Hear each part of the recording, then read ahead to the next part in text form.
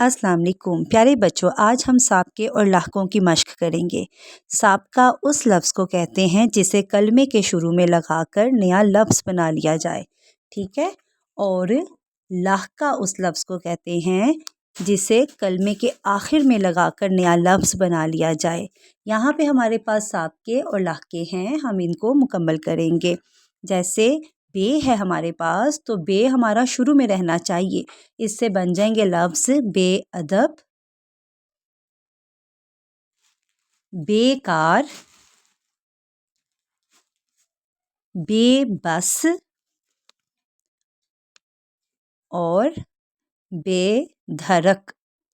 ये ऐसे अल्फाज हैं, देखें बे हमारा शुरू में रह गया और साथ हमने एक और लफ्ज़ लगा दिया। अब बद है, बद को भी हम शुरू में लिखेंगे और बद के साथ नए लफ्ज़ बनाएंगे। बद नसीब, बदख्वाह, बदकार,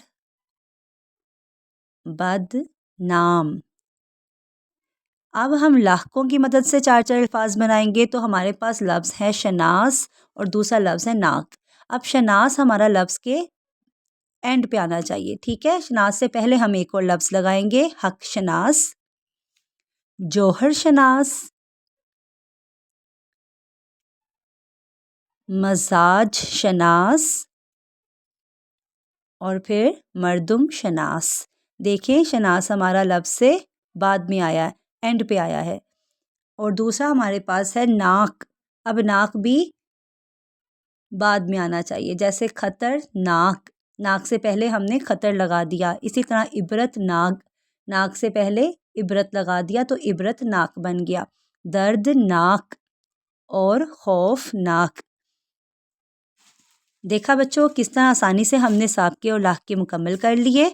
आप भी इसी तरह से साबके और लाहकों की मश्क करें ताकि आपको आसानी से ये आ जाएं। और हमारे चैनल को लाइक और सब्सक्राइब करें।